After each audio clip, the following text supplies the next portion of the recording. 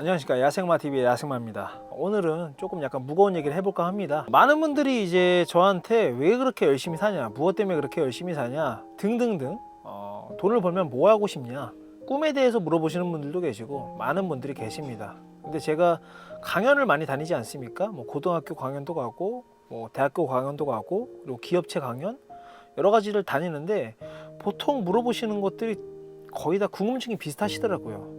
뭐 어떤 차를 타냐, 어떤 일을 하냐, 왜 그렇게 열심히 사냐, 돈을 어떻게 버냐, 몸은 어떻게 좋아지느냐, 이런 것들에 대해서 많이 물어보더라고요. 근데 제가 항상 누누이 말씀드리지만 돈을 버는 방법 누구나 다 잘 알고, 그리고 몸이 좋아지는 법 누구나 다 잘 압니다. 근데 저한테 물어보는 이유는 아마 이런 거겠죠. 분명히 얘한테 무슨 다른 비결이 있을 거야, 또는 다른 무슨 치트키 같은 변수에 우리가 모르는 무언가가 분명히 존재할 거야 라는 그런 궁금증이 있기 때문에 물어보는 것 같아요. 저 또한 마찬가지였었고, 하지만 답은 동일합니다. 저뿐만 아니라 다른 좀 금전적이나 아니면 명예나 이런 것들을 많이 잃으신 분들은 아마 그에 대한 답변은 비슷할 거라고 생각합니다. 그냥 제 기준에서 봤을 때 항상 말씀드리지만 꾸준함이 동반된 규율인 것 같아요. 근데 규율이 생기게 된 제 인생에서 가장 중요한 순간이 있었습니다. 그래서 그 가장 중요한 제 2의 인생에 대해서 한번 짧게나마 이렇게 이야기를 드리려고 이렇게 영상을 또 켜봤습니다. 누구나 다 제 2의 인생이 있을 수도 있고 제 2의 인생이 없을 수도 있어요. 이 말 뜻은 뭐냐, 나에게 엄청나게 큰 동기가 있어야 한다는 거죠. 그래서 그 제 2의 인생이 나한테 왔을 때 그거에 대해서 느끼는 바가 엄청나게 크다라고 하면은 그 사람은 거의 대부분의 확률로 돈을 많이 벌 수도 있고 행복한 삶을 살 수도 있고 뭔가 마인드가 완벽하게 바뀔 수 있는 그런 어떠한 형식으로 저한테 다가올 수도 있다라고 저는 생각합니다.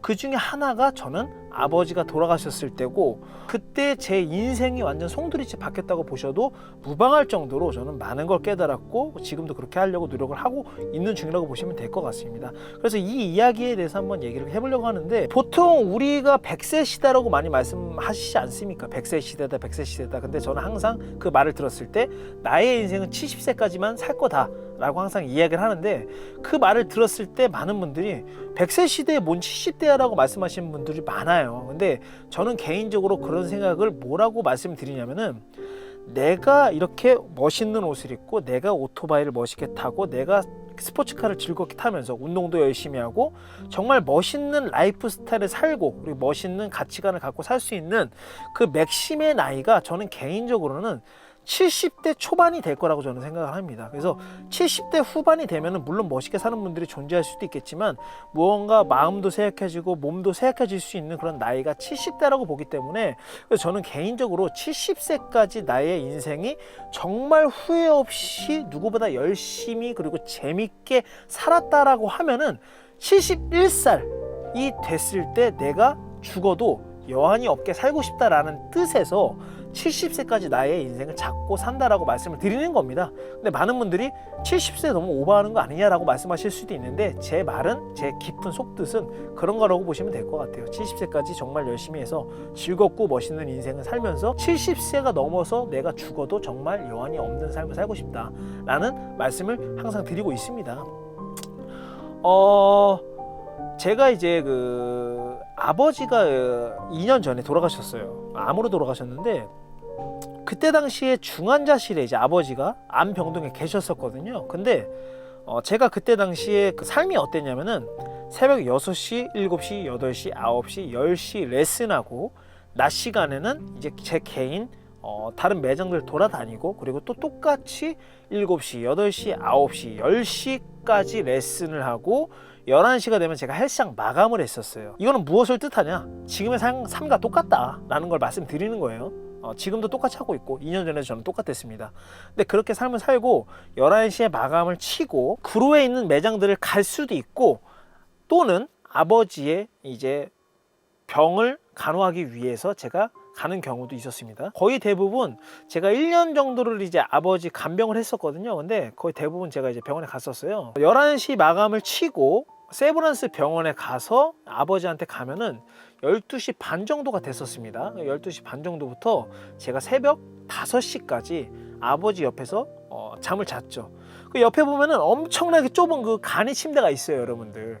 저희 아버지가 있었던 병실이 6명짜리 방이었었거든요. 그러면은 암에 걸리신 분들, 그분들이 6명이 같은 방에서 이렇게 또 자는 거예요. 근데 거기에 또 아프신 분을 간호하는 간병인들이 또 6분이 또 계실 거 아니겠습니까? 그럼 총 12명이 한 방에 이렇게 옹기종기 모여서 있어요. 밤에 있으면은 어떤 생각이 드느냐, 옆에서 막 신음해, 막 이렇게 아파하시는 분들도 있고, 나이가 있으신 분들은 빨리 죽어야지 하시는 분들도 있고, 나이가 젊으신 막 20대 초중반 분들도 많이 계시거든요. 친구랑 통화하는 분들도 계시고, 여러 많은 분들이 이제 한 방에 이렇게 있습니다. 그러면서 제가 거기서 1년 동안 느낀 것들이 정말 많겠죠. 그래서 어떤 걸 느꼈느냐, 나이가 어리신 분들은 아직 못 이룬 꿈에 대한 갈망, 그리고 무언가 내가 지금 이 현실에 처한 거에 대한 인정을 잘 하지 못해요. 그러면서 이게 나오면은 나는 앞으로 어떤 걸 할 거고, 어떻게 계획을 짜서 어떻게 할 거다라는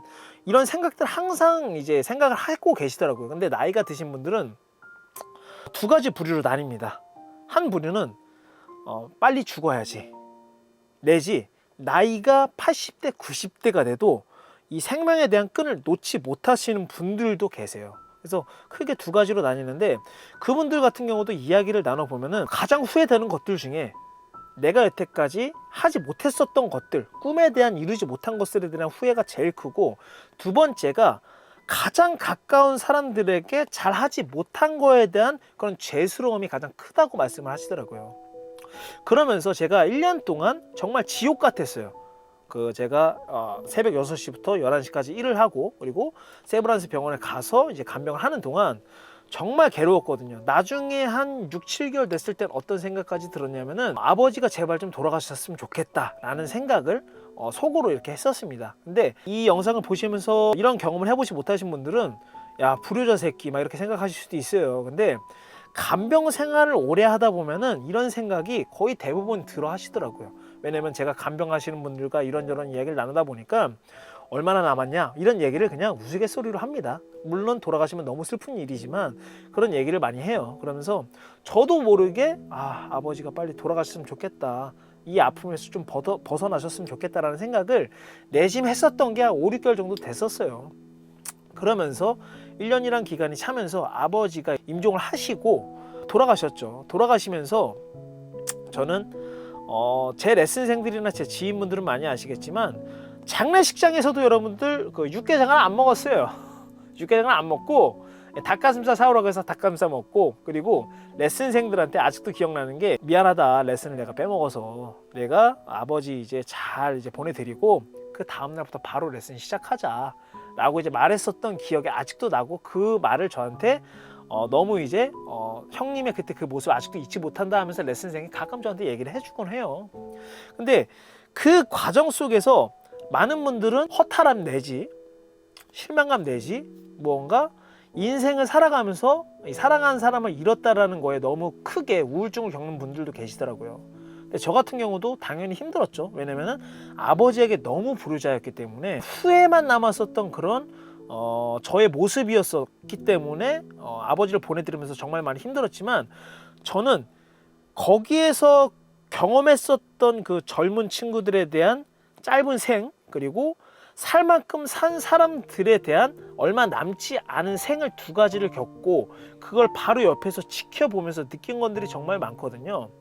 우리나라 평균 나이가 100세 시대라고 많이 말씀하시지만, 제가 35인데 70살에 죽는다라는 가정이라고 하면은 저의 인생은 이만큼밖에 남지가 않은 거예요. 그러니까는 거기에서 죽는 사람들을 많이 보고, 나으면서 희망을 갖는 사람들을 많이 보고, 정말 일상에서 얻어야 되는 그런 행복감과 내가 열심히 해서 무언가 이루어야 되는 이런 행복감, 모든 것들을 다 열심히 해서 쟁취를 해야겠다는 생각을 정말 깊이 가졌었습니다. 그래서 저의 인생이 이제 지금 35기 때문에 이제 35밖에 안 남았다는 생각으로 저는 앞으로도 살아갈 거기 때문에 제 2의 인생이 저는 아버지가 돌아가시면서 주신 마지막 선물이라고 생각을 하고 있어요. 그래서 여러분들도 하루를 살아도 정말 열심히 즐겁게 살라는 말이 너무 어려운 거 알고 있습니다. 하지만 마음가짐을 조금 긍정적이고 이제 마인드 세팅을 하신다라고 하시면은 앞으로 인생을 살아가면서 힘든 일도 조금 더 잘 극복할 수 있고, 행복한 일은 더 배로 행복감을 느낄 수 있을 거라 저는 생각을 합니다. 조금 무거운 얘기일 수도 있었는데 제 경험상을 그대로 말씀드린 거예요. 그래서 제가 왜 이렇게 열심히 하는지, 그리고 왜 이렇게 죽기 살기로 무언가 일을 하고 오토바이를 타든지 뭐 취미생활을 즐기려고 노력을 하는지, 이런 부분에 대해서 짧게나마 이야기를 해봤습니다. 여러분들 인생 너무나 짧습니다. 그렇기 때문에 여러분들이 하고 싶은 거 꼭 하셔야 되고, 이루고 싶은 거 무조건 이루셔야 됩니다. 그게 기간이 언제가 됐든 상관없습니다. 그걸 하기 위해서 가는 그 과정이 상당히 중요한 부분이기 때문에 그런 과정들이 쌓여서 이 결과물로 만들어진다고 보시면 될 것 같아요. 하지만 그런 결과물이 오지 않는다고 한들 이 과정이 중요하기 때문에 그 과정을 발판 삼아서 다시 한번 도전하면은 이만큼 걸릴 게 이만큼으로 줄어들 수가 있습니다. 그러니까 여러분들 꼭 행복해지기 위해서 도전하시고 노력하시길 바라겠습니다. 지금까지 야생마TV 야생마였고, 앞으로도 열심히 하는 그런 모습 보여드리도록 하겠습니다. 감사합니다.